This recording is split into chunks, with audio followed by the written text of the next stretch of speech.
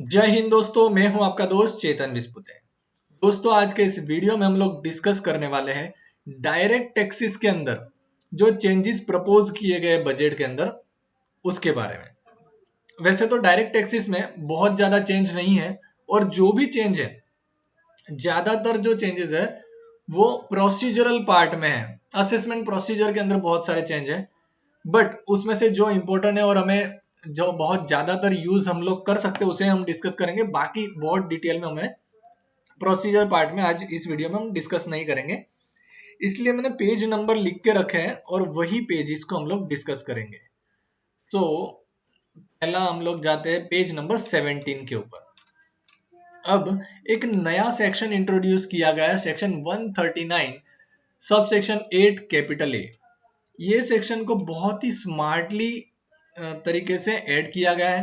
पहले क्या होता था, करीब 3-4 साल पहले, कि जो बिलेटेड रिटर्न है वो 2 साल तक फाइल हुआ करते थे। फिर गवर्नमेंट ने उसे टाइम लिमिट रिड्यूस कर दी और 1 साल कर दिया। अब पिछले बजट में और 3 महीना कम कर दिया कि भाई आप बिलेटेड या रिवाइज रिटर्न जो है दिसंबर तक फाइल कर सकते हो, उसके बाद में फाइल नहीं कर पाओगे, क्योंकि वो चाहते हैं कि लोग टाइमली कंप्लायंस करें। लेकिन अब ये सेक्शन से क्या किया कि असेसमेंट ईयर एंड होने के बाद में और 2 साल तक रिटर्न फाइल कर सकते हो, प्रोवाइडेड आपको टैक्स ज्यादा देना पड़ेगा। अब इसमें दोनों कंडीशन दी गई है कि भाई जिसने ऑलरेडी रिटर्न फाइल कर दिया है और उसे अपडेट करना है वो भी फाइल कर सकता है, या तो जिसने कभी फाइल नहीं किया है लेकिन अब फाइल करना चाहता है वो भी अपडेटेड रिटर्न फाइल कर सकता है।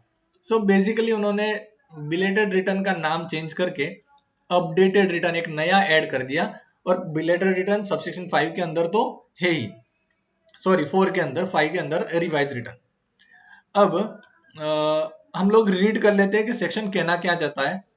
In section 139, it is proposed to insert subsection 8A in section 139 of the Act to provide that any person, whether or not he is furnished return under subsection 1, under subsection 4 or subsection 5 for any assessment year, herein after referred as relevant assessment year, may furnish an updated return of his income or the income of any other person in respect of which he is assessable under the Act for the previous year relevant to the such assessment year. So उसने कभी return file किया हो या नहीं किया हो, वो updated return file कर सकता है with in 24 months from the end of the assessment year. Assessment year and होने के बाद में भी 24 months, यानी कि 1 साल तो असेसमेंट ईयर वाला हो गया और उसके बाद में 2 साल यानी कि 3 साल तक का टाइम मिलेगा। Such return shall be furnish in a prescribe form, obviously इसका फॉर्म आएगा। फिर फॉर्म कुछ नहीं आएगा, सिर्फ सेक्शन वहां पे सिलेक्ट करनी रहेगी, फॉर्म तो सेम ही रहेगा। फिर the propose subsection 8A of section 139 shall not apply if the updated return is a return of a loss or has the effect of decreasing total tax liability determined on the basis of return furnished under subsection 1, 4 and 5, or result in refund or increase in the refund due to due on the basis of return filed subsection 1, subsection 4 or subsection 5 of such person under the act for the relevant assessment year.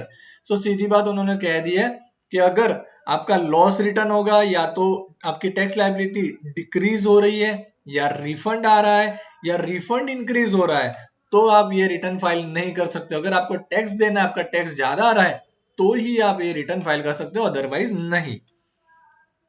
अगला है, a person shall not be eligible to furnish an updated return under the propose subsection 8A if search अगर चल रहा है, सर्वे चल रहा है, notice issue हुई है to effect any money bullion jewellery under section 32 और 32 कैपिटल ए, या तो डॉक्यूमेंट वगैरह सेज हुए, तो जिसके ऊपर असेसमेंट ऑलरेडी चल रहा है वो लोग इसके लिए एलिजिबल नहीं रहेंगे 139(8)A के लिए। फिर आगे लिखा है, the provision is for the assessment year relevant to the previous year in which such search is initiated और सर्वे इज कंडक्टेड और requisition is made and to assessment year preceding such assessment year. Obviously ये जो assessment reassessment वगैरह है, तो relevant assessment जो financial year है उसके प्रीसीडिंग ईयर की वो बात कर रहे हैं। फिर अगला है, Also, no updated return shall be furnished by any person for the relevant assessment year where an updated return has been furnished by him under the proposed subsection 8A of section 139 of the act for the relevant assessment year. So एक ही बार उसको file कर सकते हैं, उसे बार बार revise नहीं कर सकते हैं. फिर any proceeding for assessment or reassessment or recomputation or revision of the income under the act is pending or has been completed for the relevant assessment year. So अगर assessment complete हो चुका है या proceeding pending है तो भी इसका benefit नहीं ले सकते हैं या तो फाइल नहीं कर सकते हैं.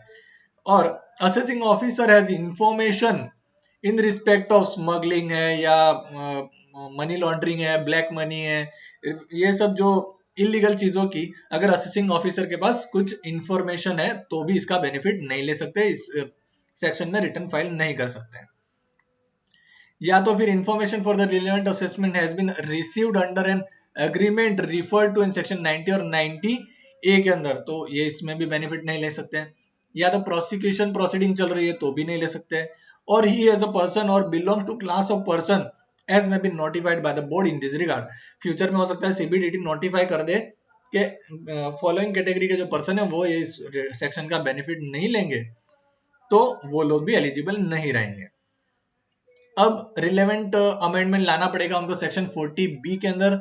यहाँ पर 40B में क्या कहा है, दो चीजें उन्होंने बाइफरकेट कर दी है. पहला है where no return furnish earlier, जिसने पहले रिटर्न फाइल नहीं किया सीधा अपडेटेड रिटर्न जिसे फाइल करना है वो. और दूसरा आएगा जिसने पहले रिटर्न फाइल किया है वो. तो पहले रिटर्न फाइल नहीं किया उनकी बात करते हैं. Where no return of income under subsection 1 or subsection 4 of section 139 has been furnished by an assessee, he shall before furnishing return under section 8A of section 139 be liable to pay the tax due together with interest and fees payable under any provision of the act for any delay in furnishing of return or default or delay in payment of advance tax. In short tax भी भरना रहेगा, साथ में आपको interest पे करना रहेगा, advance tax का इंटरेस्ट, एडवांस टैक्स जितना भी है या तो लेट फाइलिंग फीस है वो सब कुछ पे करना रहेगा. और कौन सी चीज को ध्यान में लेना है, amount of tax already paid, अगर पेड हो चुका है वो ले सकते हैं. टीडीएस और टीसीएस जो उसकी क्रेडिट यूज कर सकते हैं. रिलीफ अंडर सेक्शन 89 उसका यूज कर सकते हैं. Any relief of tax or deduction of tax claim under section 90 or 91 on account of tax paid in a country outside India, हो सकता है किसी की बाहर से भी टैक्स हो और उसका रिबेट का बेनिफिट लेना है वो ले सकता है. सेम चीज 90A का भी बेनिफिट ले सकता है. फिर जो 115JA और JD के अंदर क्रेडिट जो है मेट वाले, जिसे हम जनरली कंपनी के केस में मेट कहते हैं, तो उसका बेनिफिट ले सकता है AMT का. फिर such updated return shall also be accompanied by proof of payment of such tax, additional tax, interest and fees. In short, पहले टैक्स पे करना है उसके बाद में ही रिटर्न फाइल होगा, अदरवाइज रिटर्न फाइल नहीं होगा. बिकॉज अभी क्या होता है, अगर आपको नॉर्मल रिटर्न फाइल करना है आप पेएबल टैक्स पेएबल करके रिटर्न फाइल कर देते हो और टैक्स बाद में भी फाइल कर सकते हो, बट इस केस में ऐसा नहीं रहेगा.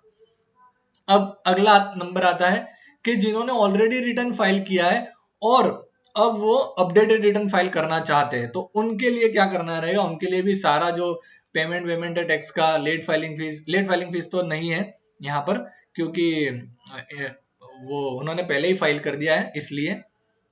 सो उनको एडवांस टैक्स की जो प्रोविजन है इंटरेस्ट की वो लगेगी, एडिशनल टैक्स जो लगना है वो लगेगा. और कौन सी चीजों को ध्यान में ले सकते हैं, पहले सेल्फ असेसमेंट टैक्स पे कर दिया होगा वो ले सकते हैं. फिर टैक्स डिडक्टेड और कलेक्टेड एट सोर्स यानी कि टीडीएस और टीसीएस जो रहेगा उसका क्रेडिट ले सकते हैं. अगर पहले क्रेडिट नहीं लिया तो अभी क्रेडिट ले सकते हैं. बट इससे क्या हो सकता है, उसकी अगर टैक्स लायबिलिटी रिड्यूस हो रही है तो फिर बेनिफिट उसे चला जाएगा, या तो रिफंड आ रहा है तो भी बेनिफिट चला जाएगा. वैसे सेक्शन 90 और 91 के अंदर जैसे बाहर के कंट्री में टैक्स पे किया है उसका बेनिफिट अगर पहले नहीं लिया है तो अभी ले सकता है, लेकिन जो बेनिफिट क्या कहते हैं टैक्स वो रिड्यूस नहीं होना चाहिए, टैक्स पेएबल आना चाहिए, अदरवाइज बेनिफिट नहीं मिलेगा. सेम टू सेम 90A का बेनिफिट और JAA 115JAA और JD का बेनिफिट ले सकते अगर पहले नहीं लिया है तो. और सेम टू सेम यहाँ पर भी पहले पेमेंट करना रहेगा, उसके बाद में ही रिटर्न फाइल कर सकते हैं। अब टैक्स कितना पे करना है एडिशनल रिटर्न के ऊपर, अगर यहाँ पे हम लोग एक बार रीड कर लेते हैं तो समझ में आ जाएगा। The additional tax payable at the time of furnishing of return under subsection 8A of section 139 shall be equal to 25% of aggregate tax and interest payable as determined in sub paragraph 1 or 2 above, if such return is furnished after expiry of the time available under subsection 4 और subsection 5, यानी कि दिसंबर के बाद, financial year खत्म हुआ उसके बाद 31 दिसंबर के बाद अगर रिटर्न फाइल करना है तो आपको 25% जितना भी टैक्स और इंटरेस्ट आ रहा है आपका, उसका 25% एडिशनल पे करना रहेगा। And before completion of period of 12 months from the end of the relevant assessment year, यानी कि आपका असेसमेंट ईयर कंप्लीट होगा 31 मार्च 2023 को, अभी जो अगला आने वाला साल है उसके लिए। नहीं, अभी तो 22 है ना, ओके, 22 से लेकर 23 तक, 2023 तक अगर आप रिटर्न फाइल करते हो, एग्जाम्पल दे रहा हूं, ये असेसमेंट अगले असेसमेंट ईयर से एप्लीकेबल होने वाला है। मार्च 2023 तक अगर फाइल करते हो तो 25% एडिशनल टैक्स। अगर उसके बाद और 12 महीने तक, मतलब ये मार्च 2023 के बाद में फाइल करते हो तो 50% एडिशनल टैक्स देना पड़ेगा, टैक्स प्लस इंटरेस्ट की लायबिलिटी के ऊपर। सेम टू सेम यहाँ पर अमेंडमेंट की जरूर पड़ेगी, सेक्शन 234B ए और सी के अंदर भी एडवांस टैक्स का इंटरेस्ट जो है वो यहाँ पर एप्लीकेबल हो जाएगा। और this amendment will take affect from 1 April 2022, यानी कि ये अप्रैल 2022 से अमेंडमेंट एप्लीकेबल हो जाएगा। यहाँ पर बहुत ही स्मार्टली इस सेक्शन को ऐड किया गया है। पहले टाइम लिमिट अवेलेबल थी 4 साल पहले, उसे रिड्यूस कर दी, अब फिर से बढ़ा दी और एडिशनल टैक्स जो है वो यहाँ पर ऐड कर दिया गया है। अगला litigation management when an appeal by revenue an identical question of law is pending before jurisdictional high court और सुप्रीम कोर्ट।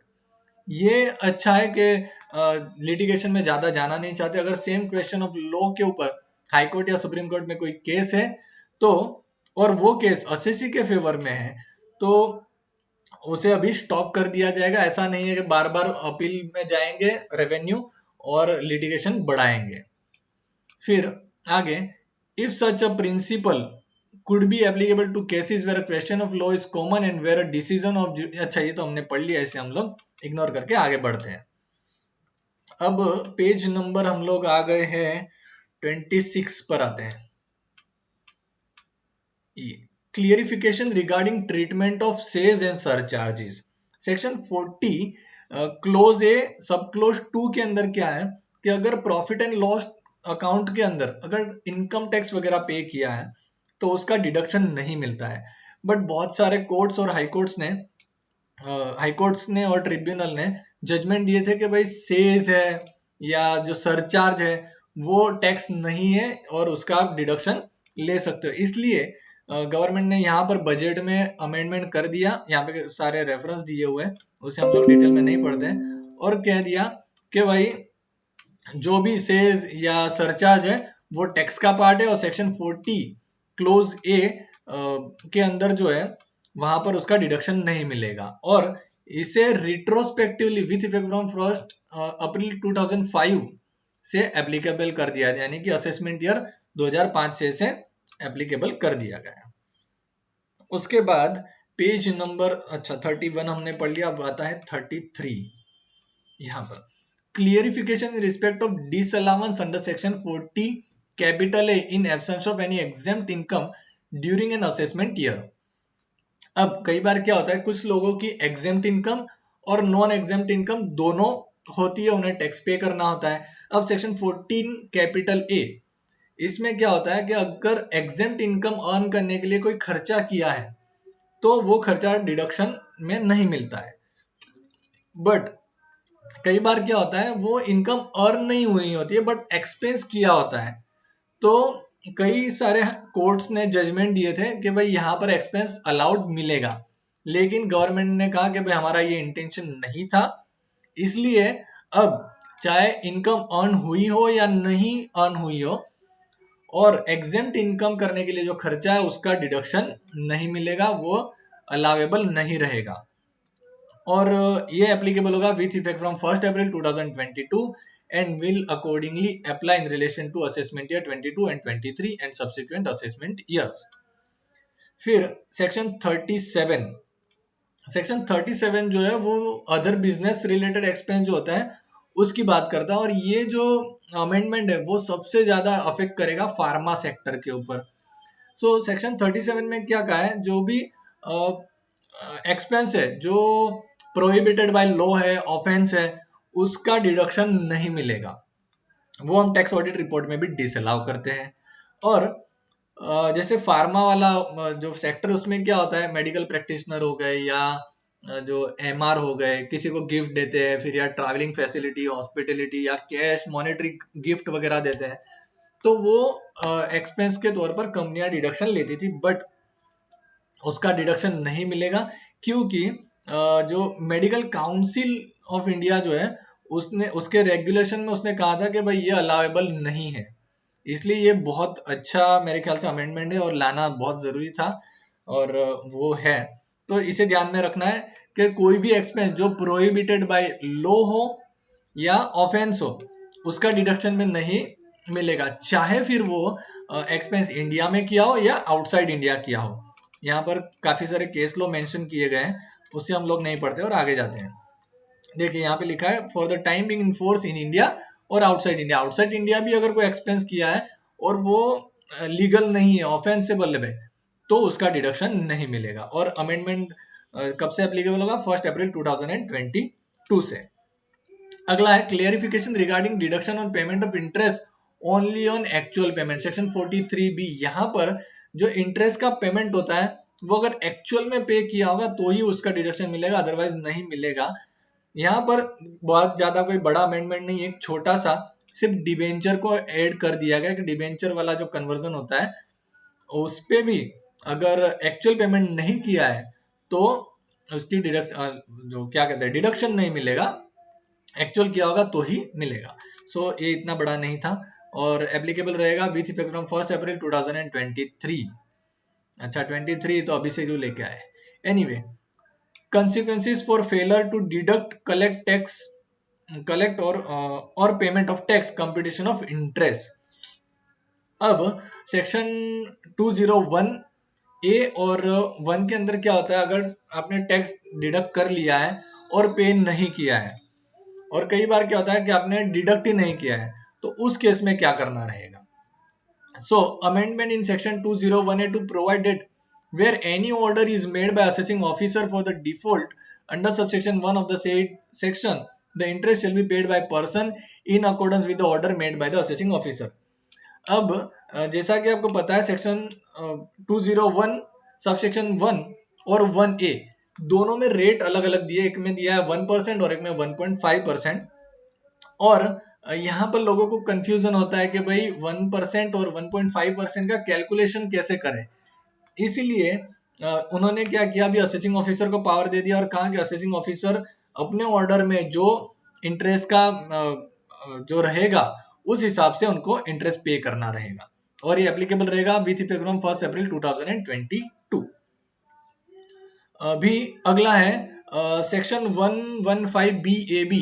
ये इंसर्ट किया गया था करीब लॉकडाउन के बाद में, जैसे 1 अक्टूबर 2019 जहां पर कोई मैन्युफैक्चरिंग कंपनी है उसे प्रोडक्शन स्टार्ट करना था लेटेस्ट बाय 31 मार्च 23, बट उसे एक्सटेंशन दे दिया गया 1 साल का, और 31 मार्च 24 तक अगर कोई कंपनी इनकॉर्पोरेट होकर अपना मैन्युफैक्चरिंग स्टार्ट कर देती है तो उसे जो रेट का बेनिफिट है अंडर सेक्शन 115BAB 15% का वो बेनिफिट मिलेगा। आगे देखते हैं extension of date of incorporation of eligible startup for exemption. जो स्टार्टअप को एग्जेम्पशन मिलता है सेक्शन 80I-AC के अंदर, वहां पर लास्ट डेट थी 1 अप्रैल ऑफ 2022, अब उसे एक्सटेंड करके 31 मार्च 23 तक अगर कोई स्टार्टअप है तो वो बेनिफिट ले सकता है। फिर rationalisation of provision of the act to promote the growth of cooperative societies. Cooperative societies के ऊपर मेट का जो रेट था वो 18.5 था, लेकिन कंपनियों को 15 किया था, तो इसे रैशनलाइज करके 15 तक कर दिया गया है। अब अगला आता है, ये हम लोग है पेज नंबर 46 के ऊपर। अब आएगा 48। Exemption of amount received for medical treatment and on account of death due to कोविड-19। इसका तो बीच में गवर्नमेंट ने प्रेस रिलीज भी वगैरह इश्यू किया था, बट अब इसे यहाँ पर भी बजट में क्लैरिफाई कर दिया गया है कि अगर कोई एम्प्लॉयर है 50,000 से ऊपर देता है अपने एम्प्लॉय को, तो उसके ऊपर टैक्स लगता था, उसकी इनकम मानी जाती थी अंडर सेक्शन 56 सबसेक्शन 2 के अंदर। बट यहाँ पर ड्यू टू कोविड-19 दिया गया है तो वो इनकम नहीं मानी जाएगी। और एम्प्लॉयर जो है वो अपने एम्प्लॉय को ड्यू टू डेथ उसकी फैमिली को पेमेंट कर रहा है, तो विदाउट एनी लिमिट 10 लाख तक विदाउट एनी लिमिट वो इनकम नहीं मानी जाएगी। लेकिन कोई अदर पर्सन, जैसे मैं किसी और को दे रहा हूं, कि मैं अगर एम्प्लॉयर नहीं और ऐसे ही किसी को दे रहा हूं, तो 10 लाख तक वो इनकम नहीं मानी जाएगी। और अमेंडमेंट जो रहेगा वो एप्लीकेबल रहेगा retrospectively with effect from 1 April 2022 sorry 2020, 1 अप्रैल 2020 से एप्लीकेबल रहेगा, जब से लॉकडाउन स्टार्ट हुआ था। फिर अगला आता है page number 51। Okay, specified person section 206 AB 206 CCA के अंदर लास्ट टाइम इसे भी बीच में अमेंडमेंट, मेरे ख्याल से पिछले फाइनेंस एक्ट में इसका अमेंडमेंट आया था, और कहा था कि भाई स्पेसिफाइड पर्सन जिनका 2 साल का ITR फाइल नहीं होगा उनको हायर रेट का TDS लगेगा। अब वो 2 साल कट करके 1 साल कर दिया गया है। फिर आता है पेज नंबर 52। ओके, 52 क्या कहता है? However, in order to reduce additional burden on individual HUF taxpayer covered under 194 IA IB 194 M of the Act, for whom simplified tax deduction system has been provided without record of 10, it is proposed that provision of section 206 AB will not apply in relation to transaction on which tax is to be deducted under the said section. So 206 AB जो है 194 IA IB और 94 B के लिए नहीं applicable रहेगा। फिर rationalisation of provision of TDS on sale of immovable property. So इसमें यहाँ पर पढ़ लेते हैं, आखिरी वाला पॉइंट यही इंपॉर्टेंट है हमारे लिए। In order to remove inconsistency, अब इसका मैं आपको डायरेक्ट समझा देता हूं इतना पढ़ने से अच्छा। सेक्शन 43 CA और 50 C में क्या कहा गया है कि भाई जो स्टैम्प ड्यूटी की वैल्यू उससे कम का सेल नहीं होना चाहिए, और 194 A में स्टैम्प ड्यूटी का कोई रेफरेंस नहीं दिया, इसलिए तीनों सेक्शंस को उन्होंने रैशनलाइज कर दिया गया है। और कहा है कि भाई जो कंसिडरेशन है वो उसके ऊपर TDS तब नहीं लगेगा जब दोनों के दोनों स्टैम्प ड्यूटी वैल्यू और ट्रांसफर जो है अमाउंट जो ट्रांसफर किया गया है वो 50 लाख से कम है तो ही TDS नहीं है। अदर दोनों में से एक भी अगर 50 लाख के ऊपर है तो TDS डिडक्ट होगा। अभी एक बार इसको हाईलाइट जो है हम उसको पढ़ लेते हैं। In case the consideration paid for the transfer of immovable property and the sum stamp duty value of such property are both less than 50 lakh rupees, then no tax is to be deducted under section 194 IA. So दोनों के दोनों stamp duty value और consideration 50 lakh से कम है तो TDS नहीं लगेगा, दोनों में से एक भी 50 लाख के ऊपर है तो TDS लगेगा। और ये रहेगा applicable with effect from 1 April 2022। TDS on benefit और परक्यूजिट ऑफ बिजनेस प्रोफेशन, अगर कोई बिजनेसमैन है उसे अगर कोई पर्सन सीधा पेमेंट नहीं कर रहा है बट कोई अदर बेनिफिट या परक्यूजिट्स दे रहा है तो उसमें वहां पर TDS डिडक्ट करना रहेगा अंडर सेक्शन 194R। ये नया सेक्शन इंट्रोड्यूस किया गया है, और ये जो अमाउंट है वो 25,000 तक की वहां पे लिमिट रखी गई है। अगर 25,000 से ज्यादा है तो TDS डिडक्ट करना है, अदरवाइज नहीं करना है। और अगला कंडीशन है, further the provision of the said section shall not apply to individual और HUF whose total sales, gross receipt or turnover does not exceed 1 crore rupees in course of business and 50 lakhs in case of profession। अगर 50 लाख से ज्यादा profession के case में और 1 करोड़ से ज्यादा business के केस में जिसका टर्नओवर नहीं है उसको ये सेक्शन एप्लीकेबल नहीं होगी for the purpose of deduction of tax. मतलब जो पेमेंट करने वाला है उसका अगर 1 करोड़ या 50 लाख वाली जो लिमिट है उसमें नहीं आ रहा है तो उसको टीडीएस डिडक्ट नहीं करना है। मैं थोड़ा पानी पी लेता हूं। ओके, और एप्लीकेबल रहेगा विथ इफेक्ट फ्रॉम 1 जुलाई 22। ये प्रोसीजर पार्ट है, इसे अभी रीड नहीं करते। अगला, revenue mobilisation scheme for taxation of virtual digital asset. ये बहुत बड़ा अमेंडमेंट, और हम ऐसा कह सकते हैं कि डिजिटल करेंसी को एक तरह से लीगली कर दिया गया है। एनीवे ऐसा लीगली कहीं लिखा नहीं है, बट ऑब्वियसली टैक्स ले रहे हैं, सब कुछ ले रहे हैं, तो वो लीगली हो गया अपने आप। यहाँ पर वर्चुअल डिजिटल असेट की एक डेफिनेशन दी गई है। इनडायरेक्टली घुमा फिरा के सारे जो डिजिटल करेंसीज है, डिजिटल वॉलेट्स है, वो सारे यहाँ पे कवर हो जाएंगे। और ऑब्वियसली मुझे कई लोगों ने इसके बारे में ये भी पूछा कि भाई हमारा डीमेट अकाउंट है वो भी डिजिटल होता है, तो क्या उसके ऊपर भी ये लगेगा? तो आंसर नो है, उसमें ऐसा नहीं है। डिजिटल इस तरह डीमेट अकाउंट इस तरह से काम नहीं करता है। वहां पर शेयर्स अलग होते हैं और ये वर्चुअल डिजिटल असेट दोनों अलग चीज हो गई है। सो इस केस में जिनके पास डिजिटल करेंसीज या डिजिटल असेट्स है उनको 30% का टैक्स लगेगा। यहाँ पर लॉस का सेट ऑफ नहीं मिलेगा, लॉस कैरी फॉरवर्ड भी नहीं होगा, और टैक्स फ्लैट 30% लगेगा। कोई एक्सपेंस का डिडक्शन नहीं मिलेगा, सीधा का सीधा। जो आपने अगर 100 रुपए में खरीदा है और वो 100 रुपया हो गया, सपोज करो 50 लाख रुपया, जैसे बिटकॉइन का हुआ है, तो डिफरेंस आपको सिर्फ 100 रुपए का डिडक्शन मिलेगा जितने में आपने परचेस किया था, और बाकी का जो गेन है उसके ऊपर 30% का टैक्स लगेगा। और नॉर्मल जो आपका टैक्स स्लैब है उस हिसाब से आपको सरचार्ज वगैरह जो है वो भी पे करना रहेगा। और सपोज करो कोई पर्टिकुलर ईयर में आपने लॉस किया है तो लॉस कैरी फॉरवर्ड भी नहीं होगा। और अमेंडमेंट जो है वो एप्लीकेबल होगा with effect from 1 April 2023 and will accordingly apply in relation to assessment year 23, 24 and subsequent assessment year। अब 1 अप्रैल 22 से क्यों नहीं कर दिया गया है? इसका मतलब ये है कि जो करंट में उसमें टैक्स नहीं लगेगा, या बेनिफिट सारे जो यहाँ पे नहीं दिए गए वो लग जाएंगे। आई डोंट नो, इसमें क्लियरिफिकेशन आना चाहिए, क्योंकि बीच में हमारे पास पूरा 1 साल है, तो 1 साल में क्या करेंगे। ओके, आगे। Further, in order to widen the tax base from the transactions so carried out in relation to this asset, it is proposed to insert 194S। तो यहाँ पर वर्चुअल करेंसी का जो वर्चुअल डिजिटल असेट जो है, यहाँ पे जो ट्रांजेक्शन होते हैं वहां पर अगर कोई रेसिडेंट पर्सन है तो 50,000 तक का ट्रांजेक्शन है तो टीडीएस नहीं डिडक्ट करना है।